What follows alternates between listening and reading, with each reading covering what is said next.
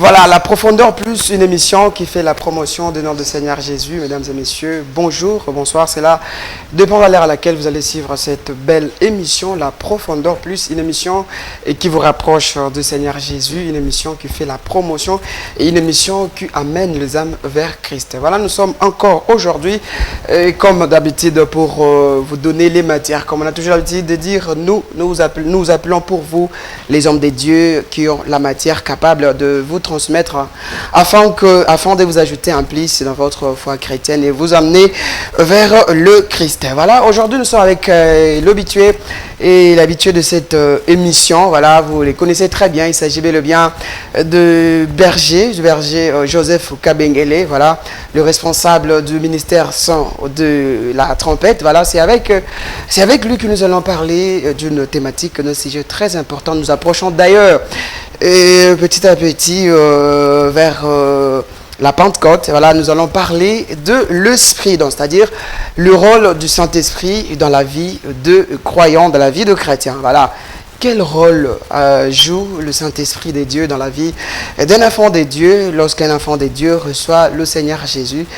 Quel est le rôle du Saint-Esprit? Nous allons l'expliquer à long et à large et nous allons vraiment entrer à profondeur comme l'émission l'a dit. Voilà, je salue tous ceux qui nous suivent. Continuez toujours à nous suivre, continuez à nous faire confiance. Voilà, nous sommes là encore aujourd'hui. Voilà, nous sommes avec le berger Joseph Kabengele que je salue. Bonjour berger.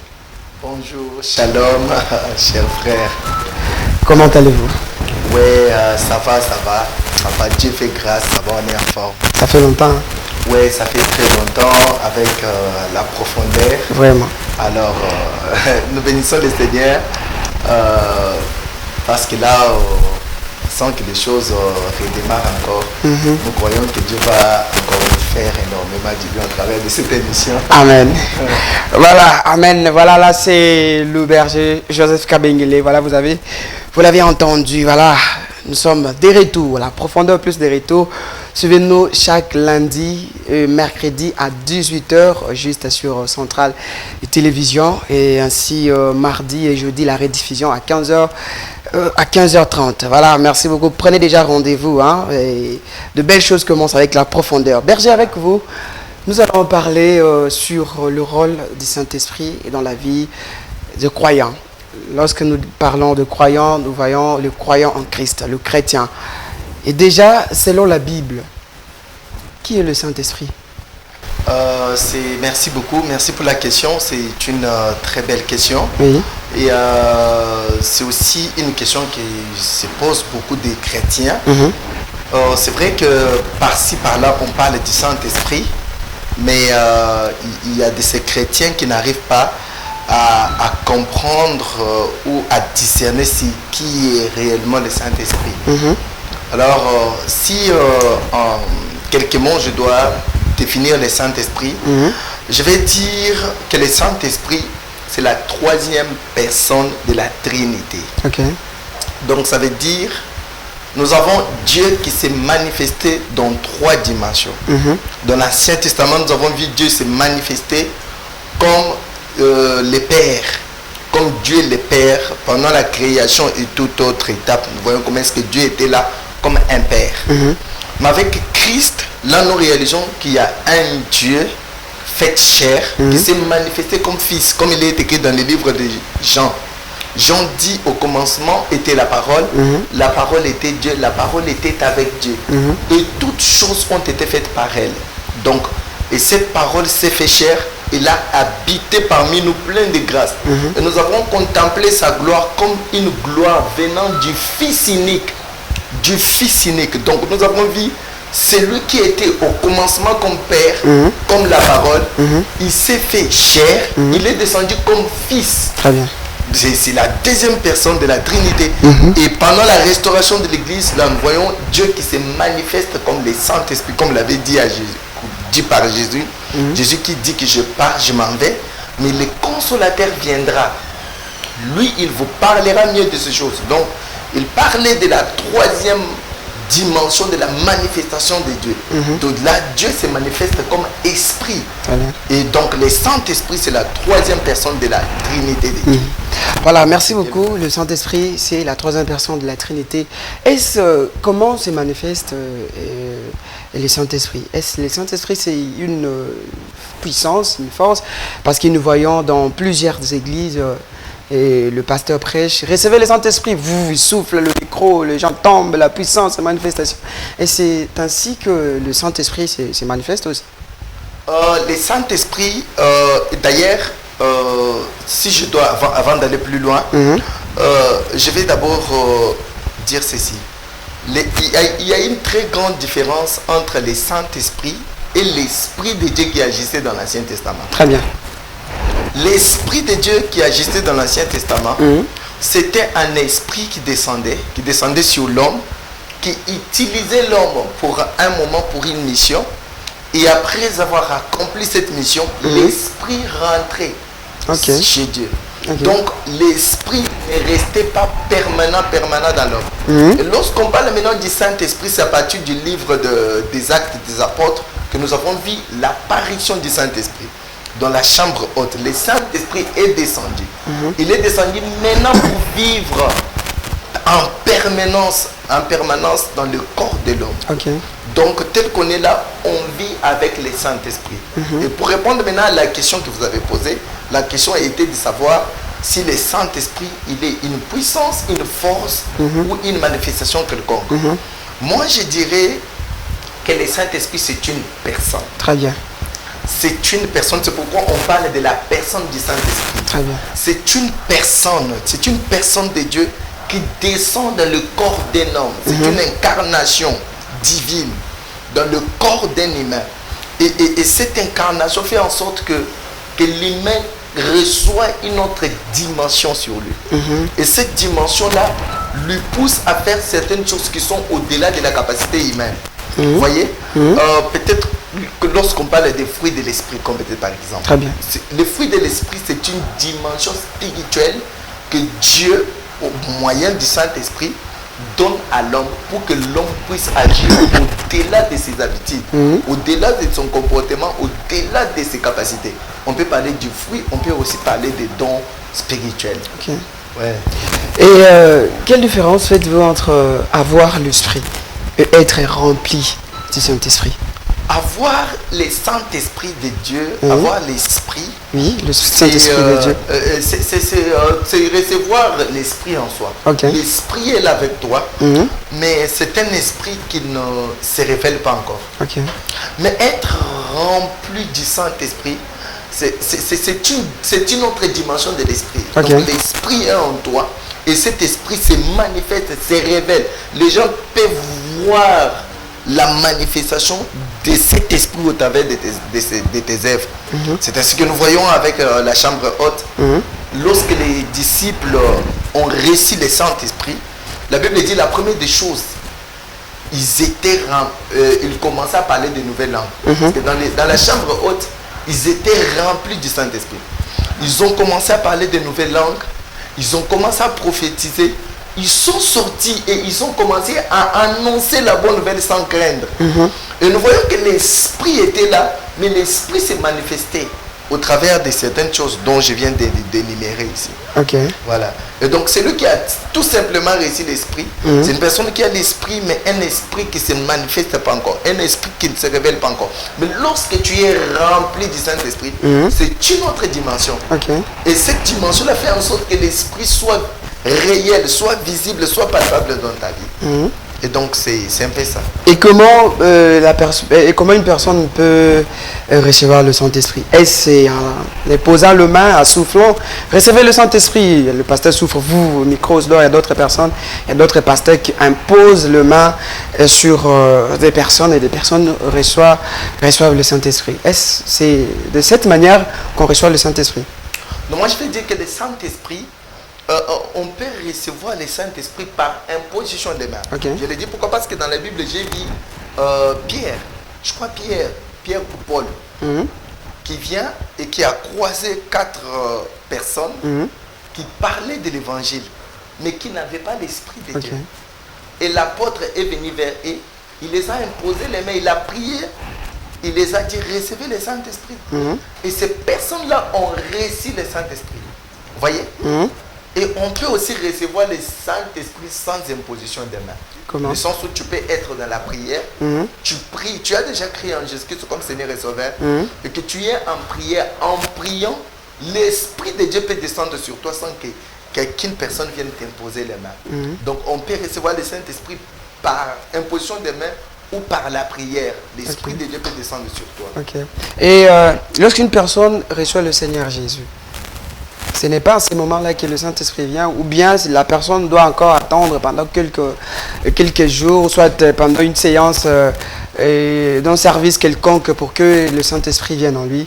Je ne sais pas, c'est automatique lorsque la personne reçoit le Seigneur Jésus ou c'est dans un processus quelconque?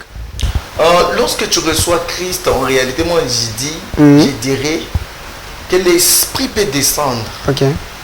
Parce que parfois nous confondons l'Esprit et la manifestation de l'Esprit. Très bien.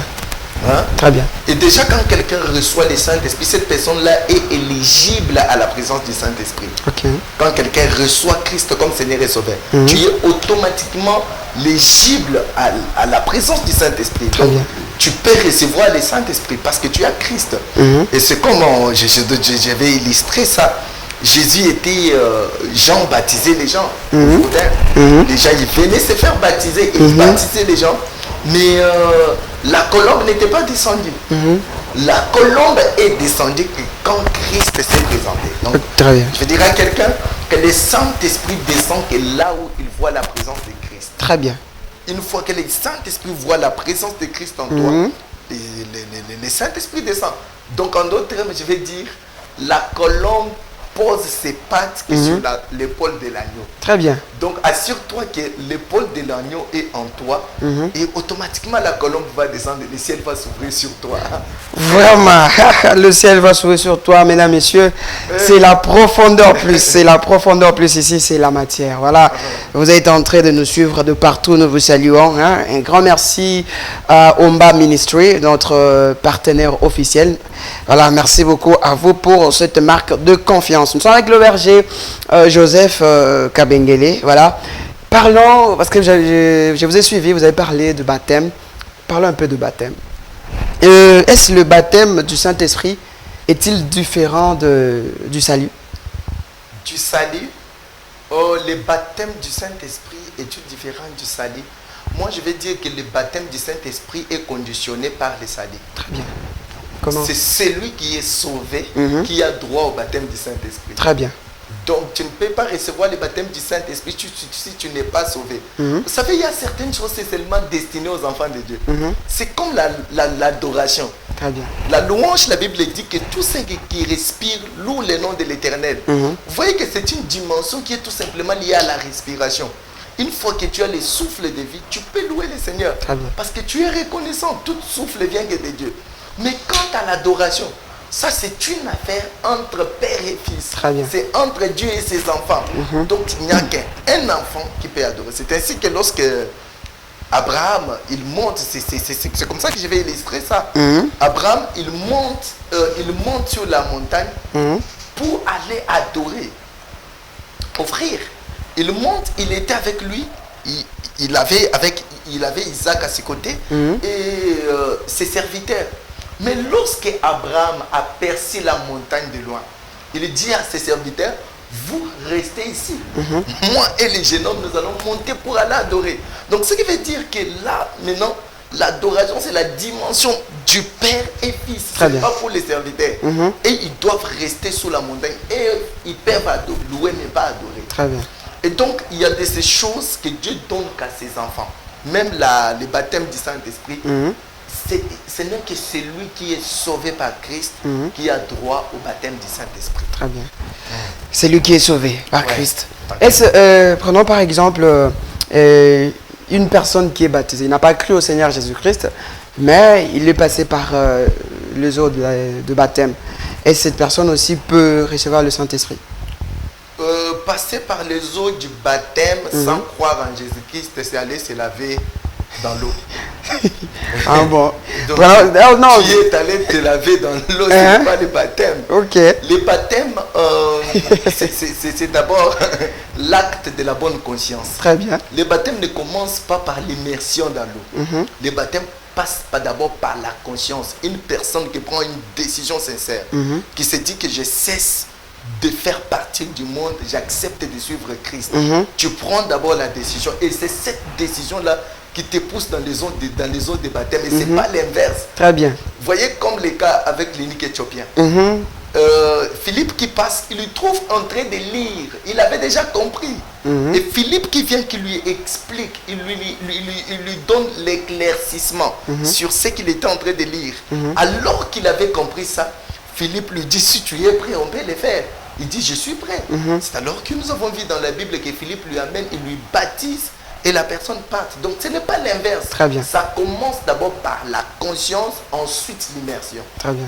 Tu ne peux pas passer par l'immersion sans passer par la conscience, par la conversion. Donc je pense que c'est ça. Voilà, merci beaucoup à vous, Berger. Nous poursuivons. Et comment reconnaître la voix du Saint-Esprit? La voix du Saint-Esprit. Je vais épingler quelque chose afin qu'on puisse aller très loin. Très bien. Vous savez, le Saint-Esprit, sans le Saint-Esprit, vous ne pouvez rien faire.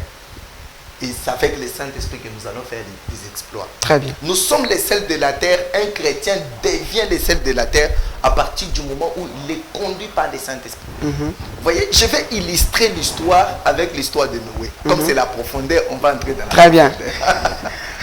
Et donc, si vous prenez l'histoire de Noé, Noé, il a fait l'arche. L'arche, et lui-même, Noé, il est l'image du Dieu le Père qui était dans l'arche. Et Noé a libéré deux choses dans l'arche. Il a libéré la colombe et le corbeau. Quand tu l'as... J'aimerais que quelqu'un me suive très bien ici. Très bien. Quand tu l'as libéré, la colombe elle est sortie, et plutôt le corbeau. Le corbeau est sorti. Et c'est avec le souci qu'avait Noé que le déluge s'arrête. Il a libéré le corbeau. Le corbeau est sorti, pour votre information. Il n'est jamais rentré. Vous savez pourquoi il n'est jamais rentré? Il n'est jamais rentré parce qu'il avait trouvé sa nourriture dehors. C'était le corps sans vie. Les corps sans vie. Les morts. Les hommes qui étaient morts dans les déluges. Lorsque le corbeau a trouvé ça, c'était super pour lui. C'était intéressant.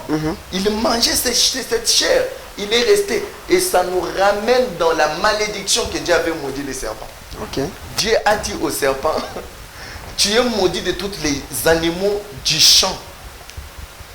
Et tu marcheras sur ton ventre. Et tu mangeras la poussière de la terre. Oh, Dieu a maudit l'homme en disant, tu es poussière et tu retourneras à la poussière. Et c'est cette poussière-là que Dieu donne comme la nourriture du serpent. Vous voyez? Et donc, le diable, il est le consommateur des corps sans vie. Il est le consommateur des hommes qui n'ont pas la vie de Dieu en eux. Le diable est le consommateur de ce genre d'hommes. Donc vous voyez que lorsque le corbeau est sorti, c'est le diable qui a été précipité du ciel. Il est descendu sur la terre. Il a trouvé l'homme déchu, l'homme séparé de Dieu, l'homme qui n'a plus la vie de Dieu en lui. Et pour lui, c'est un cadre idéal pour rester. Il est resté comme ça. Et le deuxième esprit que Dieu a libéré, c'était la colombe. Lorsque Dieu libère la colombe va aller. Elle va planer partout. Sans rien voir, elle rentre dans l'arche. C'est la manifestation du Saint-Esprit de l'Ancien Testament. Donc quand Dieu a envoyé son esprit dans l'Ancien Testament sur la terre, l'esprit venait et faire son travail, mais il ne trouvait où demeurer. Chaque soir, il rentrait chez son père, comme le corbeau est rentré dans son premier voyage. Très bien. Et dans le deuxième voyage du corbeau, lorsque Noé a relâché encore plutôt la colombe, la colombe elle est sortie cette fois-là. Mais le soir, je vais dire heureusement, la colombe elle est rentrée avec une feuille d'olivier. Le soir, pour dire à Noé que voilà, j'ai parcouru la terre. C'est vrai que je n'ai pas eu de place avec de confort où je peux rester. Mais au moins j'ai trouvé un arbre d'olivier. Voilà les témoignages, la bonne nouvelle que j'amène vers vous.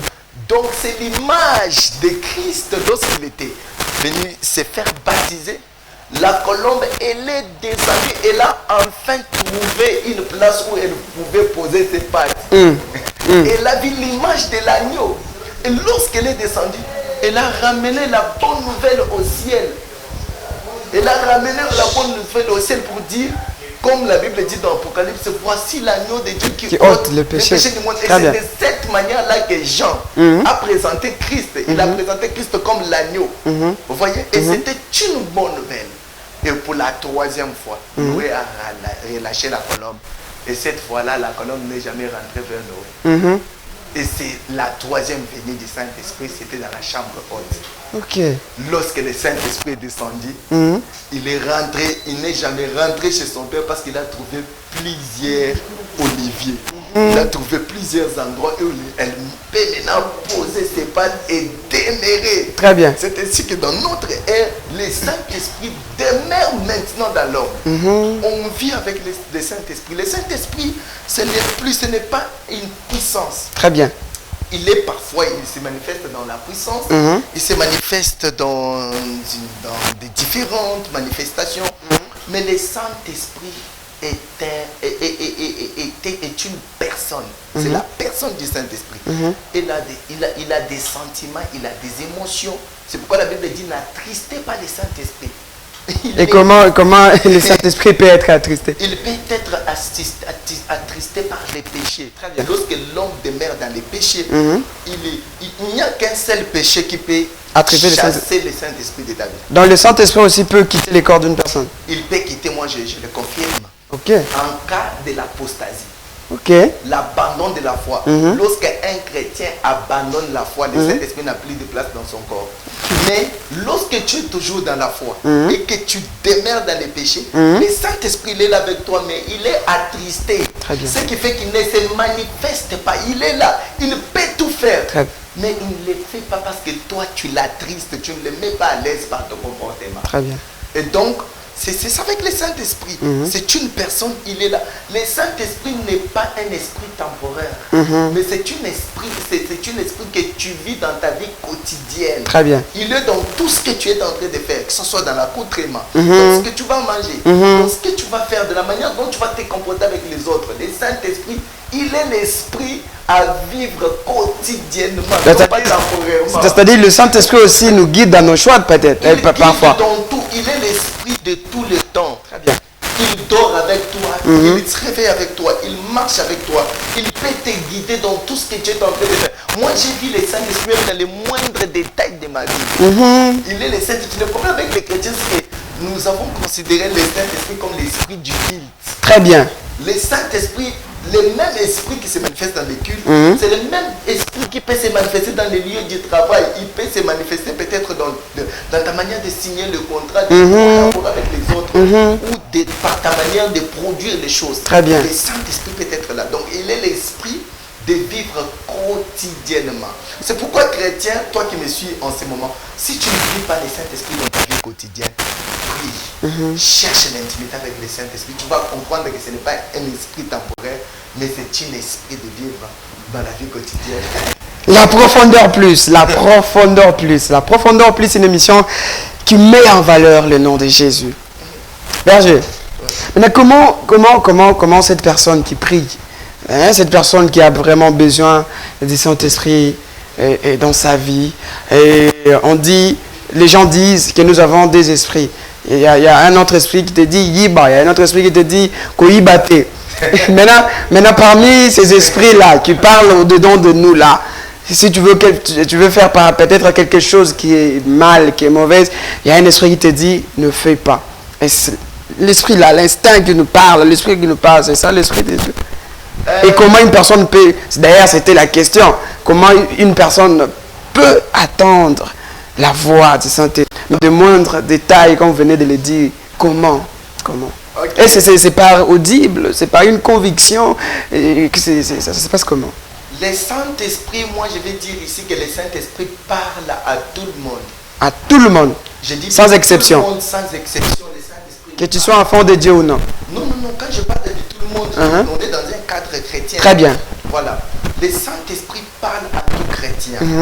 Mais sauf que on arrive pas à maîtriser la manière dont les Saint-Esprit nous parlent. Vous voyez? Très bien. Il y en a ce qui... Vous voyez comme ce que Dieu a dit à Myriam et dans la Bible lorsqu'il s'est plaigné du comportement de Moïse. De leur frère. Dieu leur a dit ceci. S'il y a parmi des prophètes, je leur parle par des visions et des songes. C'est aussi une manière de parler. Très bien. C'est un moyen de parler. Très bien. Mais le Seigneur dit, quant à Moïse, je lui parle face à face. Donc, rien que par l'histoire de Myriam et de Moïse, vous allez comprendre que Dieu nous parle, mais chacun à sa manière. Très bien.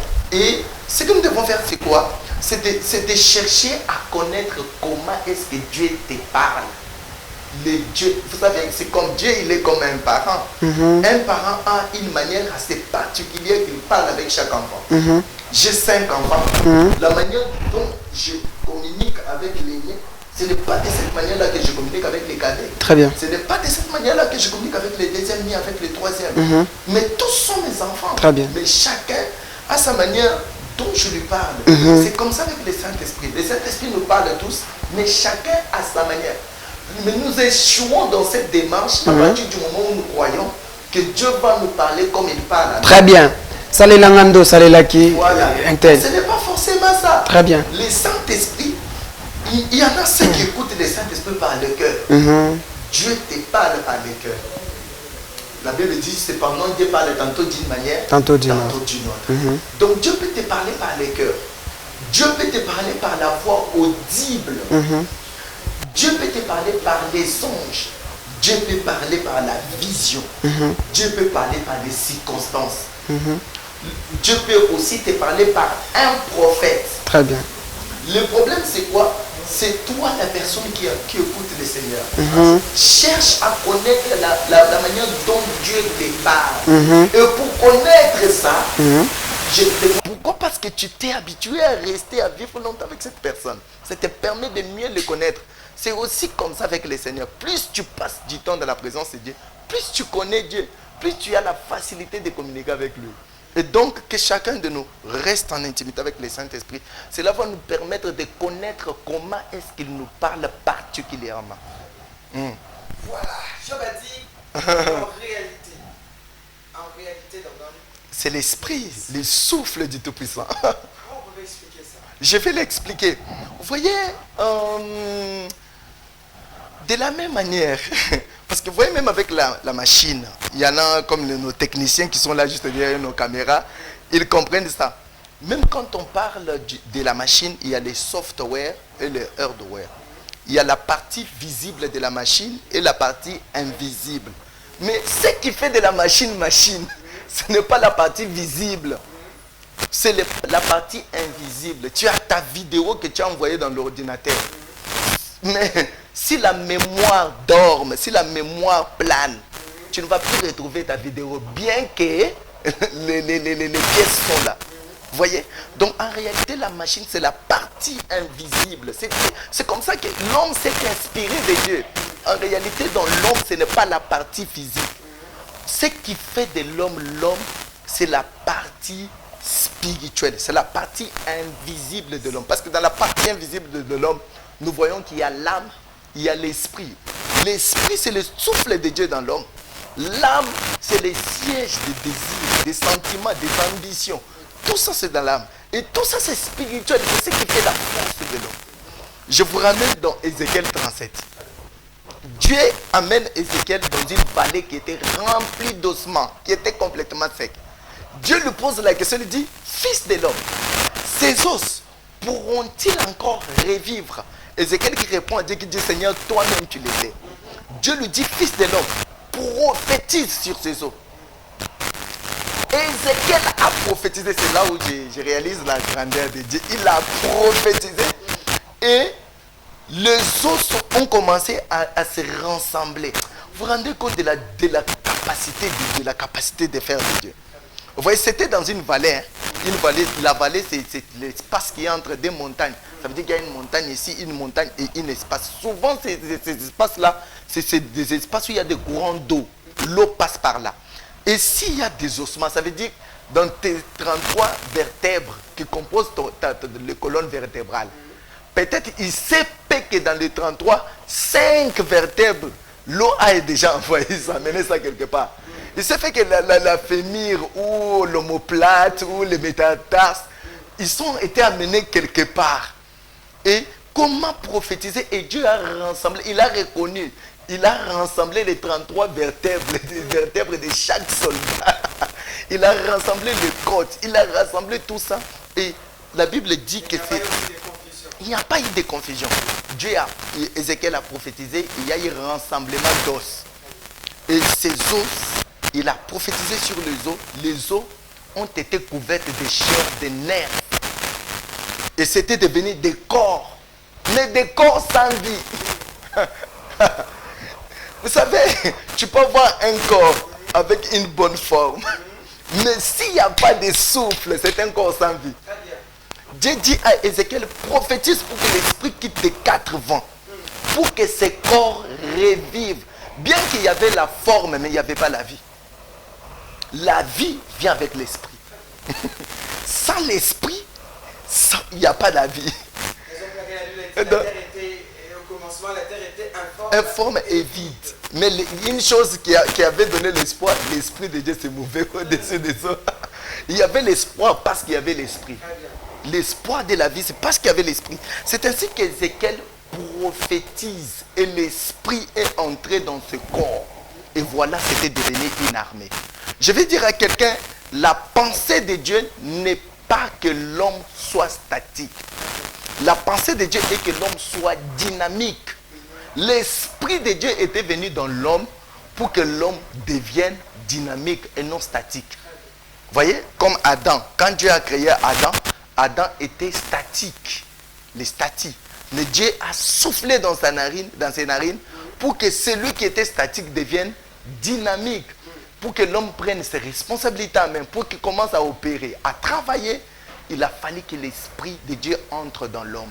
Donc c'est ainsi que Christ donne son esprit à l'église pour que l'église devienne dynamique et non statique. Voilà, pour que les églises deviennent dynamiques et non statiques. J'aime cette émission. Le bien de cette émission, toi-même qui es au plateau, tu es déjà qui est là, et toi qui présentes l'émission, c'est-à-dire que Dieu te parle directement à travers sa parole, à travers aussi les hommes de Dieu. Nous disons, nous n'invitons pas n'importe qui. Nous invitons les hommes de Dieu capables, les hommes de Dieu qui ont la matière, qui ont la parole et de Dieu, justement, parce que le but c'est de promouvoir le nom de Jésus. Amen. Le but c'est d'amener un cœur vers le Seigneur Jésus, une âme vers le Seigneur Jésus. Raison pour laquelle j'aime cette émission et nous prions le Seigneur afin que cette émission aille. Donc, comme l'a dit, Jérusalem, Samarie, Judée, jusqu'aux extrémités de la terre. Cette émission et que ça serait une très bonne chose. Voilà. La Bible dit marcher selon l'esprit et vous n'accomplirez pas le désir de la chair. Ça c'est très capital. Tu vois entre marcher selon l'esprit et selon la chair. En nous, nous avons 2 voix qui nous parlent. Il y a la voix de l'esprit et la voix de la chair. Et très souvent, lorsqu'on parle du diable, la voix du diable, le diable te parle au travers de la voix de ta chair. Les œuvres de la chair, c'est ce qui est la porte, la grande porte du diable dans ta vie. Et quand la Bible dit marcher selon l'esprit, c'est tout simplement dire que vous devez diminuer le volume du voix de la chair et augmenter le volume du voix du Saint-Esprit, de l'Esprit. Et donc, en nous, ne laisse pas la chair dominer. Parce que les œuvres de la chair, c'est la mort. Et les œuvres de l'Esprit, c'est la vie. Ça mène vers la vie. Et ça mène vers la mort. Donc, nous avons la chair en nous qui tout le temps nous parle, qui tout le temps nous pousse aux choses qui sont que terrestres. Vous voyez, comme quand le diable est apparu à Jésus, le diable a parlé à Jésus que des choses qui sont liées à la chair.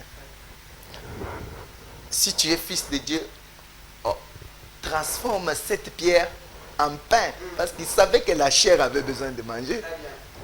Il lui dit, si tu te prosternes et m'adores, je te donnerai tout ça. C'est ça, la chair aime la gloire du monde. Vous voyez, Il lui dit qu'il est écrit et que tu tombes. La chair aime montrer que je suis supérieur. Voyez? Mais la réponse de Jésus lui ramenait aux choses spirituelles. Il est écrit, l'homme ne vivra pas seulement de ça. Donc l'homme ne serait pas là seulement pour satisfaire le corps, mais aussi pour satisfaire l'esprit. Parce que la nourriture spirituelle, ce n'est pas pour le corps, mais c'est pour satisfaire l'esprit. C'est pour nourrir l'esprit qui est en nous. Et donc, Jésus créait toujours cet équilibre-là dans ses réponses, pour montrer au diable que l'homme n'est pas là seulement pour satisfaire le corps, mais l'homme est aussi là pour satisfaire l'esprit. Et donc, marcher selon l'esprit, c'est en quelque sorte marcher selon la volonté de Dieu, écouter la voix de l'esprit et anéantir la chair et ses désirs. C'est ainsi que l'apôtre Paul nous exhorte dans Romains 12, il dit, je vous exhorte donc, frères, par les compassions de Dieu, à offrir vos corps comme un sacrifice vivant, ce qui serait agréable à Dieu. Et donc, là, nous comprenons que l'apôtre nous pousse tout simplement à sacrifier la chair et ses désirs afin de plaire à l'esprit. Voilà, merci beaucoup. Écrivez à partir de vos maisons. Vous voyez là, j'ai mon bloc-notes.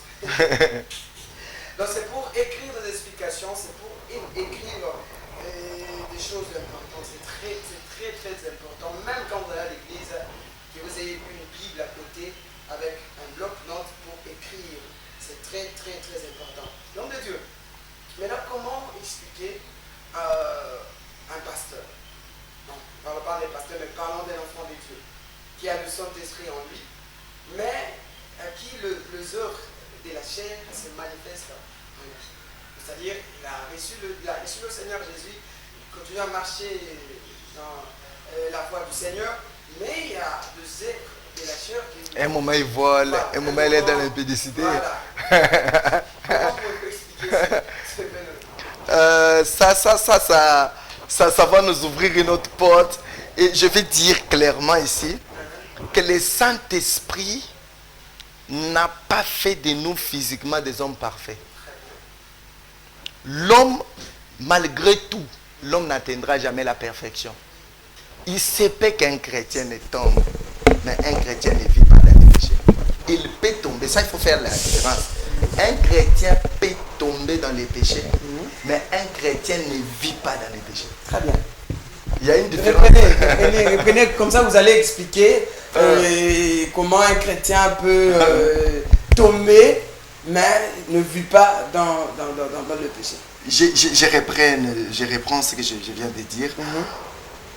Un chrétien ne vit pas dans les péchés, mais un chrétien peut tomber dans les péchés. Ça veut dire quoi?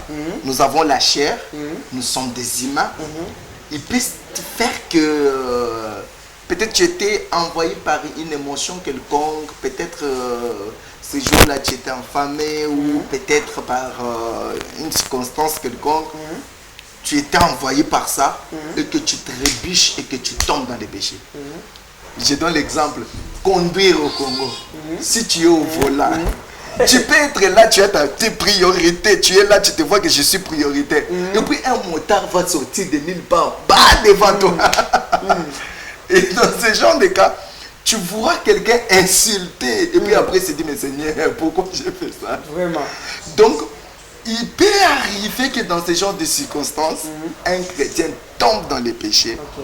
Ou soit tu étais tenté extrêmement et que tu es tombé, ou soit par une faiblesse quelconque, tu tombes dans les péchés, mais après avoir tombé, un chrétien toujours eu mal au cœur. Mal, pourquoi? Parce qu'il est tombé. Et puis après, il sait comment faire pour ne plus retomber dans ça. Mais c'est lui qui vit maintenant dans son péché. Tu vis dans ton péché. Le péché devient ta vie. Toi-même, le diable n'a même pas besoin de te tenter. Parce que tu es déjà par terre. En tout cas, là, ce n'est pas la vie des chrétiens. Un chrétien tombe, mais un chrétien ne vit pas dans le péché. Donc, si tu es là et que tu pries, tu sens que tu es plongé dans un péché quelconque, bien-aimé dans le Seigneur, il est temps de faire encore un pas en arrière. Revoir ta relation avec Christ. Donc, allez prier. Demande à ce que Christ enracine ses fruits en toi et que le Saint-Esprit te remplisse à nouveau pour que tu commences la vie de la chrétienté. Voilà, merci beaucoup, merci beaucoup. Nous approchons vers la fin de cette émission. Oh là là! À des fois, ces minutes semblent qui m'a cassé lorsque le matière coule. Donc voilà, berger, nous approchons vers la fin. Et quel conseil donneriez-vous à un croyant qui désire vivre une relation plus profonde avec le Saint-Esprit? Le Saint-Esprit, les conseils qu'on venait de dire, les conseils que je peux donner à ces croyants, à ces chrétiens qui désirent vraiment vivre pleinement le Saint-Esprit, le premier conseil que je vous donne, c'est de vivre dans la sanctification. Très bien. La sanctification permet l'Esprit de se manifester librement dans un corps. Le péché étouffe la manifestation de l'Esprit.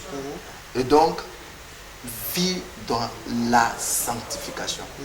Le deuxième conseil que je vous donne, c'est de vivre avec le Saint-Esprit. Vous devez être tout le temps dans sa présence. Plus tu vis dans sa présence, plus tu demeures dans sa présence, plus tu le connais, plus tu le découvres dans une autre dimension. Celui qui ne passe pas beaucoup de temps avec le Saint-Esprit dans l'intimité, cette personne-là ne connaît pas le Saint-Esprit. Donc plus tu passes du temps de l'intimité avec lui, plus tu le connais encore davantage. Et le troisième conseil, et je pense que c'est le dernier, c'est de faire en sorte que le Saint-Esprit soit un esprit que tu vis dans ta vie quotidienne. Ce n'est pas un esprit temporaire. C'est un esprit quotidien. Tu dois avoir la conscience de sa présence, qu'il est avec toi tout le temps. Tu dors avec lui, tu te réveilles avec lui, tu parles tout le temps avec lui. Et c'est ainsi que tu verras que ta communion avec lui, ça va commencer à aller de gloire en gloire. Amen. Oh, merci beaucoup. Berger, nous sommes arrivés à la fin. Un mot pour la profondeur. En tout cas, que Dieu bénisse cette émission. J'aimerais vraiment avoir ce genre d'émission, que ça ne soit pas seulement moi, mais avec aussi d'autres intervenants qui ont la matière pour pouvoir bénir l'église du corps de Christ. Que le Seigneur vous bénisse financièrement, que le Seigneur vous équipe dans tous les domaines, afin que nous puissions avoir tout le temps des séances d'émissions comme ça. Et que Dieu bénisse toutes ces téléspectateurs qui nous suivent, qu'il vous bénisse, que le Seigneur bénisse l'église corps du Christ, particulièrement la communauté son de la trompette. Voilà, merci beaucoup, nous sommes arrivés à la fin. Un grand merci à Omba Ministry, notre partenaire. Nous saluons déjà la semaine prochaine, nous serons avec l'homme de Dieu, Moïse Omba. Voilà, nous allons parler aussi de la matière, et donc de la parole de Dieu, la parole pure. Voilà, déjà, nous donnons le rendez-vous, c'est lundi. Ce lundi, nous serons avec un homme de Dieu, nous serons avec le révérend Robert Soki. Donc, avec lui, nous allons parler sur le mariage. Donc, vous allez déjà scotcher. Nous, la profondeur plus entre un peu partout, mais pour la gloire de Dieu. Pour la gloire de Dieu. Le mariage, selon les chrétiens. Alors, nous sommes arrivés à la fin. Merci beaucoup à Vika Talai, merci à l'ingénieur Kairos Gédéon, merci d'être là derrière la caméra au Fourré Moula pour vous donner ces belles images. Merci aussi au manager Paul Bongongo. Voilà, c'était le vôtre de Christ Président pour tout. Retrouvons-nous à la prochaine. Que Dieu vous bénisse. Au revoir. Ciao. Ciao.